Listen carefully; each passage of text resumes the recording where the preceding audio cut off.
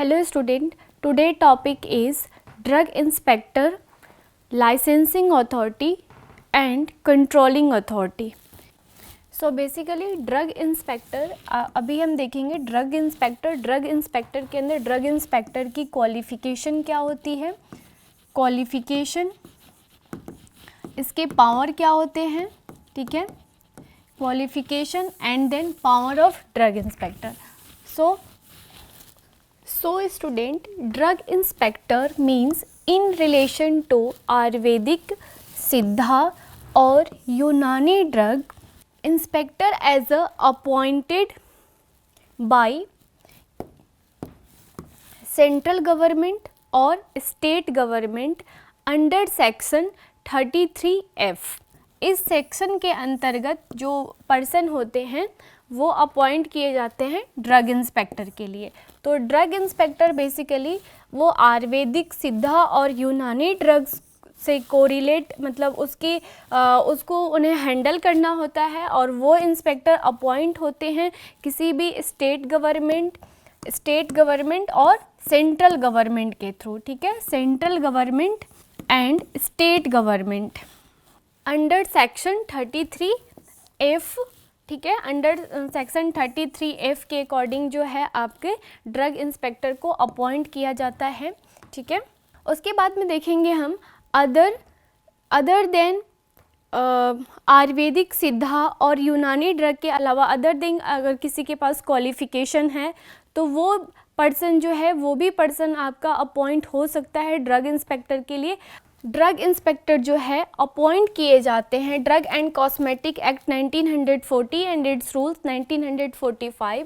तो उसके लिए अंडर सेक्शन, ठीक है, अंडर सेक्शन 21, ठीक है, इसके लिए सेक्शन जो है 21 है.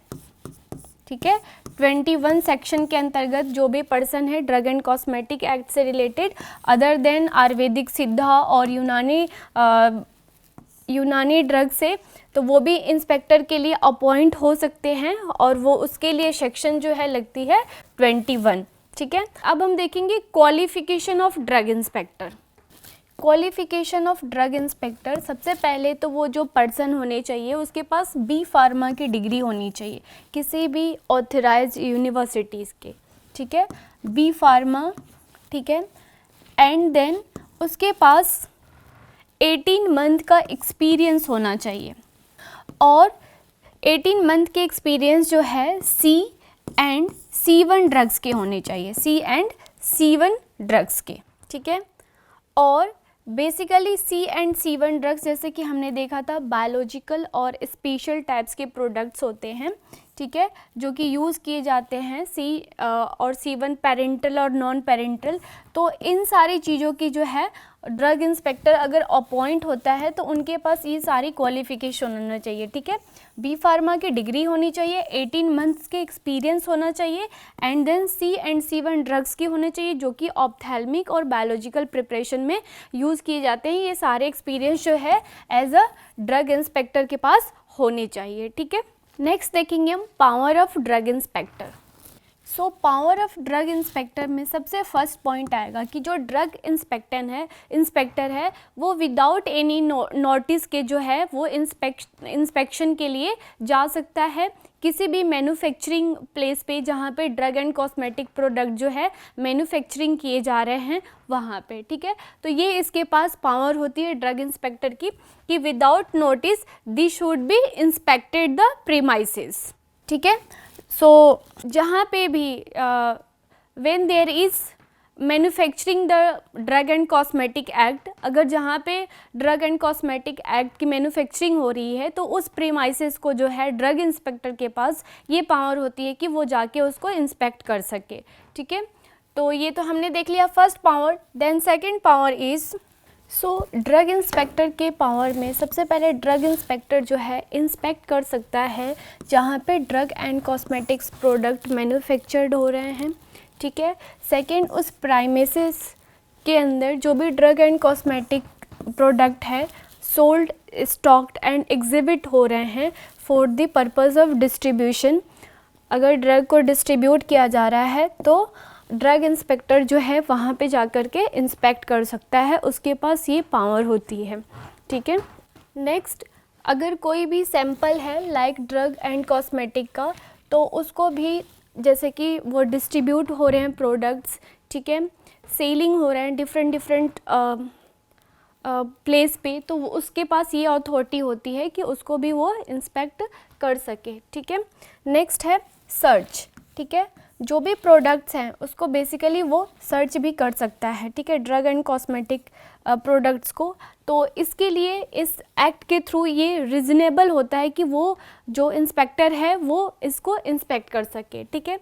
Then next is enter and search के अंदर ये पावर होती है कि जो भी प्रोडक्ट्स बेसिकली डिस्ट्रीब्यूट हो रहे हैं, तो इस एक्ट के अंतर्गत ड्रग इंस्पेक्टर के पास ये पावर होती है कि एक रिजनेबल टाइम में ही उसको फॉलो अप करे, ठीक है। अगर बेसिकली कुछ भी इस तरह से इलीगल चीज़ें चल रही हैं, ठीक है ना, तो उसके पास ये पावर होती है कि उसको स्टॉप कर सके, ठीक है। देन एग्जामिन क्या कर सकता है ड्रग इंस्पेक्टर, जो भी रिकॉर्ड्स हैं related to C&C1 drugs and related to all manufacturing products, तो उसके रिकॉर्ड्स को भी वो देख सकता है जो भी रजिस्टर में मेंशन है, ठीक है, तो इसको भी वो इंस्पेक्ट कर सकता है, ठीक है ना।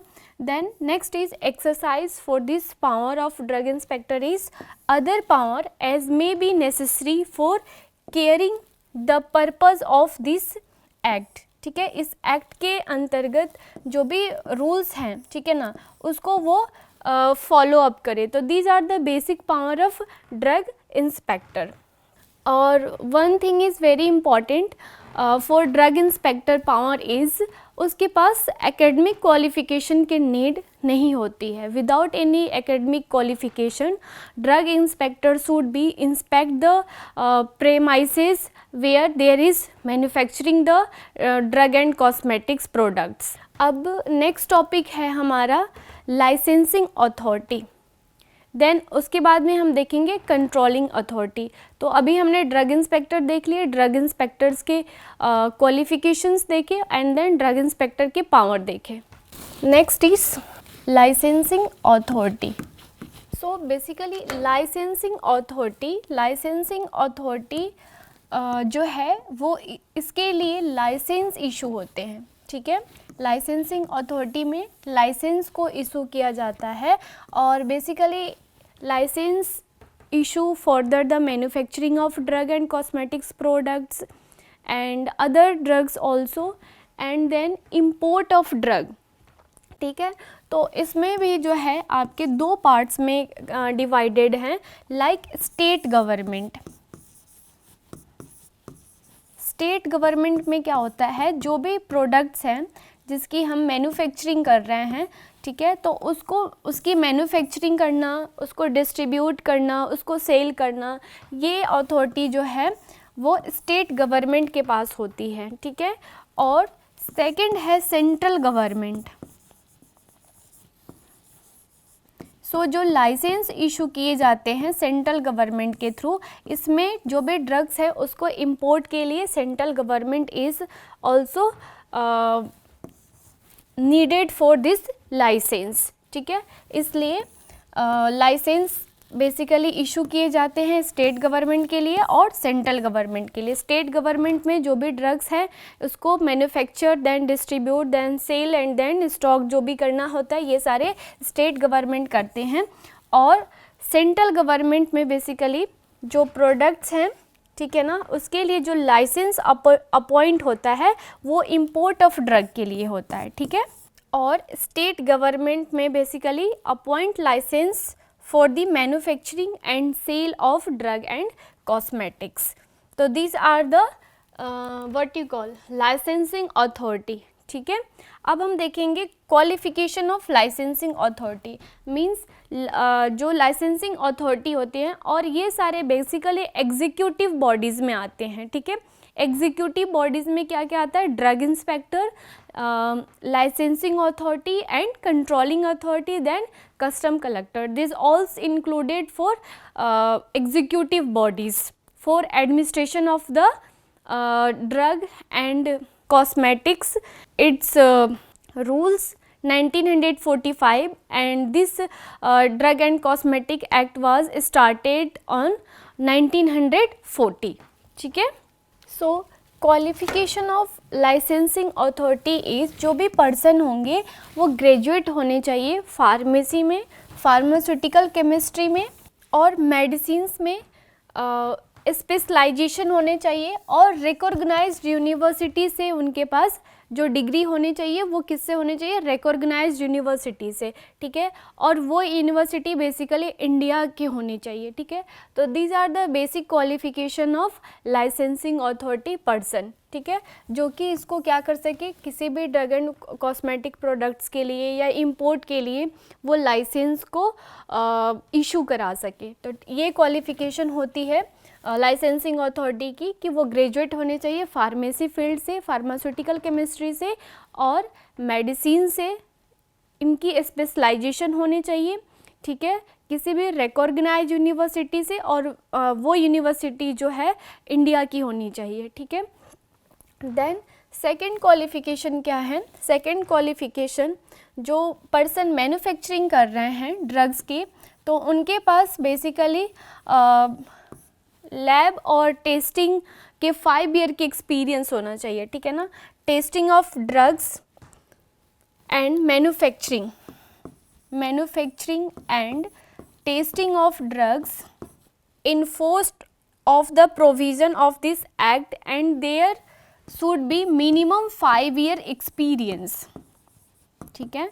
मिनिमम 5 ईयर का उनके पास एक्सपीरियंस्ड होनी चाहिए. ठीक है.